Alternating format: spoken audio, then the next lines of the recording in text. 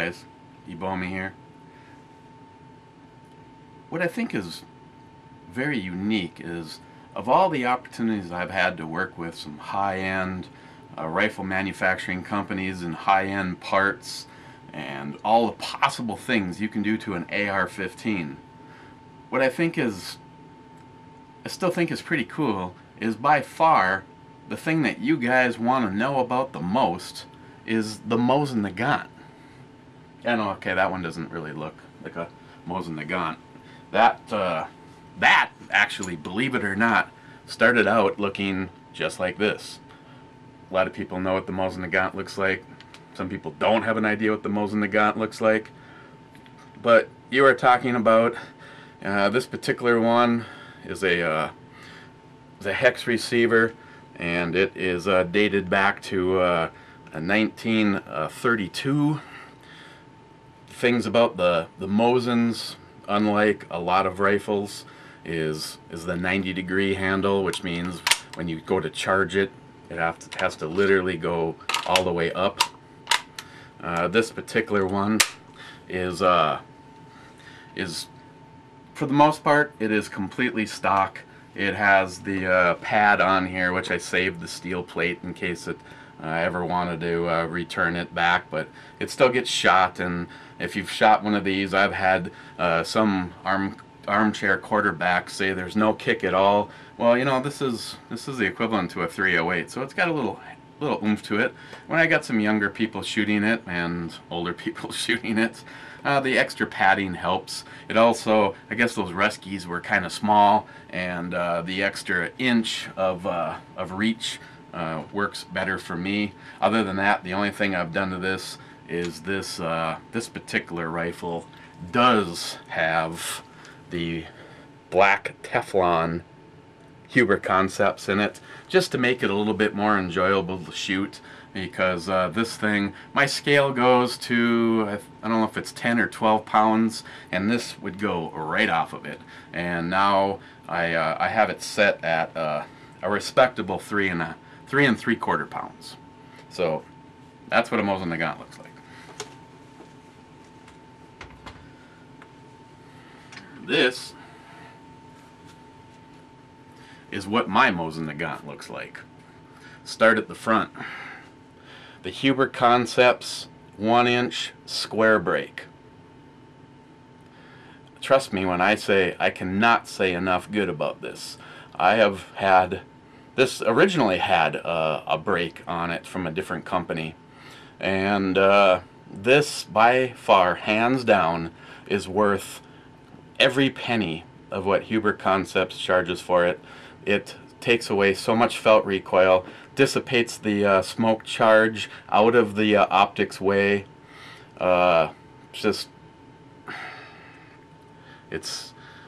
think it was Travis, DJ Alkaline 1, that's after getting a chance to shoot his rifle with a Huber Concepts square break on it, said that he personally thinks that John, the owner of Huber Concepts, has made a deal with the devil in order to have a break that has no top ports, minimize upward felt recoil like this.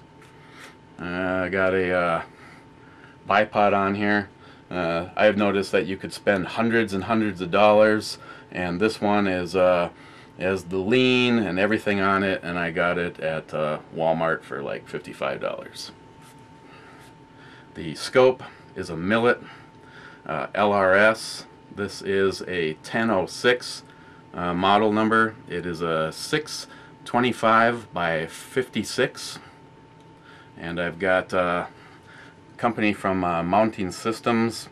This is their anti-cant bubble on here. It has a Rock Solid Industries scope mount. The turn down bolt was done by Eric at Iraqi Veteran. And of course, this has a Huber Concepts stainless steel Ultra. And this is right now set at a 1.25 pounds. It is sitting in an ATI stock, their Monte Carlo stock, And recently added was this cheek riser. Accurizer was this company that I got this from. They have several different pads. I just needed to bring it up like 3/4 of an inch to get the eye relief right. Otherwise it was just a little bit low. And I just wanted to take this opportunity. Let's see, it's got the Rock Solid Industries bedding pillars in it, and as a Rock Solid Industries spring, because I noticed at their site they pointed out that you know, you're shooting a gun with a 75-year-old spring in it, so I thought it'd be a good investment to update it.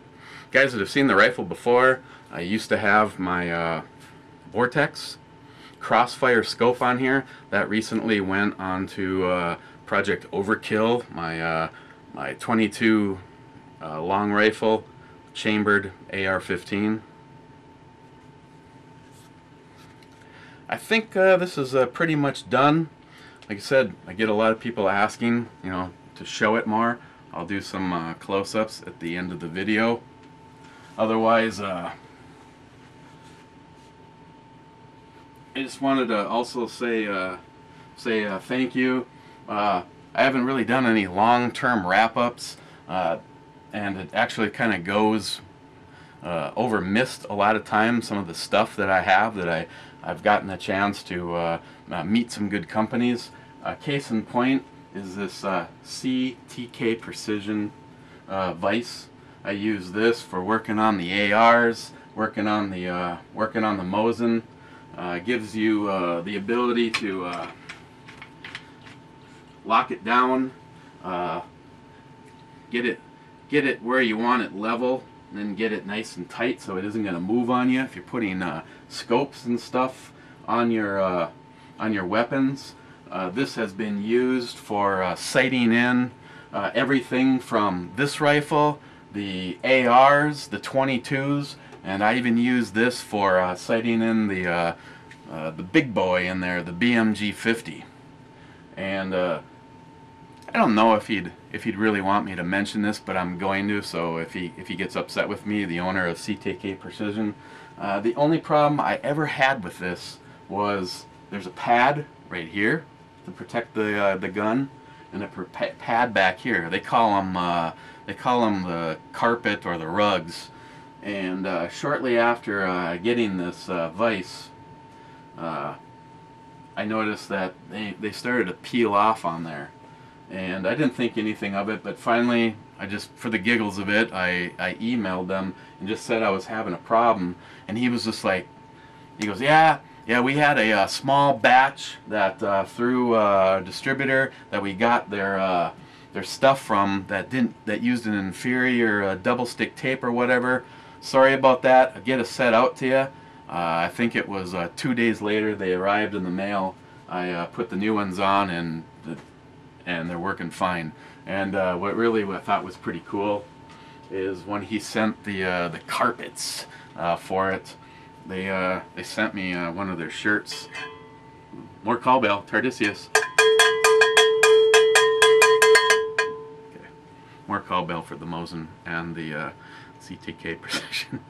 Yeah, they sent me this shirt. That's the back. That's the front. So that's awesome. That's honestly, that's a really nice shirt. What's in your vise? So like I said, a lot of guys have been asking. I just thought I'd let you know. And yeah, if you're wondering, this scope, this Millet LRS, is the similar one that's on the BMG 50. You guys that were here for the shoot and got a chance to shoot it. The difference is, maybe it's a little flip-flop, but the one that's on the BMG is the 1 mil dot, and this one is a 1/4 MOA adjust. So technically speaking, this one actually has a finer adjustment that you can make on it. I have not had the opportunity to get out and sight this in.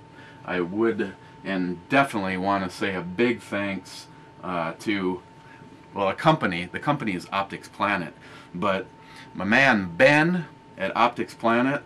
It's very reassuring when you can do business with a big company like Optics Planet and slowly establish a relationship, actually pretty rapidly. Ben is the rep that I always use and go through. The one problem that we had is I've had the scope for quite a while. It wasn't until like a week ago that I finally got the rings. The scope itself comes with a high set of rings, which worked out just fine over there on the BMG 50, but didn't work out too well on this. I wanted the scope and what you're always going to want. You're going to want your scope as low as you can possibly get it, and close to the barrel. The thing that's working against me on this is you are dealing with a rise for the mount, because this isn't your traditional deer rifle. This was originally never designed to have a top mount on this. They're sniper versions. They actually had the mount drilled in the side, similar to the AK-47 platform. So you're already stepping it up considerably right here versus the barrel. And once you put the high rings on it, it was just like you were like peeking up over it. So I needed a set of 35mm as low as possible rings for it. Ben pretty much searched everywhere he could to find them and get them to me as soon as possible. And I know Ben, I know you felt bad because it took longer to get the rings than it did to get the scope, but you know, we're in the middle of winter here anyway, so it's not like I was going to go shooting. And I just appreciate the effort, the update emails. You know, it's hey Eric, this is Ben from Optics Planet. I'm just letting you know that I'm still in search of those. We have a target date of the first week in January. You know, it was just really nice dealing with a company with the customer relations and support that I didn't think I was going to get that from someone like Optics Planet. You know, I expect that from smaller companies, you know, trying to establish themselves. But when you deal with a larger company like Optics Planet, you know, to me, I just like, you know, I'm a nobody. I'm not even a blip on their radar. But they took care of me and they treated me like $1,000,000, and I just really want to say thank you to Ben at Optics Planet for that. Both actually lately, everything I've gotten from them has come. We got Project Snow Sniper coming up that has a Nikon M223 on it, and then these. So again, thank you. Like I said, I'll put all the information down below to these companies, and I can't say enough about companies like Huber Concepts, CTK Precision, and Optics Planet for the way that they have helped me turn something like this into something like that. And that is because of you, Matt, at ATI. I actually got a package in the mail from ATI, and it was this stock. And it's like I emailed him, and it was just like, what's this all about? And he goes, well, I know you got a couple of Mosin Nagants, and I think it's about time you did a sporter project. I've made this comment in a video before. I enjoy shooting the Mosin, but I'm sorry, but it just doesn't get my blood pumping like taking out an AR with all the Go Fast goodies on it. And the last thing I really wanted to do was to sporterize a Mosin Nagant. And because of Matt over at ATI Stocks, he sent me this and basically told me to giddy up and do it. And I decided to do it, and Matt, you truly have to get the credit for turning a classic military rifle into what has become for me, hands down, probably my favorite rifle, and to shoot, because I've been getting into the longer range, which is why the Vortex came off of here and this got put on here, to try to see how far this little Mosin can get pushed. And you know, things like the follow-up shots, compliments of what the Huber Concepts square break can do, and just to shoot it. Anybody that has shot this, it is just hands down unbelievable the difference between a stock Mosin and what the Huber Concepts trigger can do for you. And this whole thing got started because of Matt over at ATI. So thanks, Matt. Okay guys, I'll leave you a few pictures at the end. Like I said, I know I get so many requests to show more of this, and obviously you're going to get a chance to see more shooting, and trying to, you know, I'll start by zeroing that thing in at 100 yards, and then I just want to keep pushing it and pushing it and pushing it and actually see what that thing is capable of doing. One of the things that will definitely help that is we're now reloading the 7.62 by 54R rounds. I'm not saying that the old military surplus stuff isn't good. I'm sure it is, but at least I'd like to know that I can keep the shots more consistent, knowing that they were all hand loaded. So that is something that I have. So again, just a fast, or maybe not so fast, just an update showing everybody that's asked about this particular Mosin. I call it the Huber Concepts Sporter Mosin. And again, a big thanks to CTK Precision for an awesome product and the cool as hell t-shirt. ATI for getting the ball rolling, Matt. Huber Concepts for making the thing a jewel to shoot, and Ben at Optics Planet for hopefully making this a very potent and dangerous long-range shooter. So, okay guys, I'll put some pictures at the end. If you have any other questions or want to know some stuff about this, feel free to ask. Otherwise, it's ebomey out of here. We'll be right back.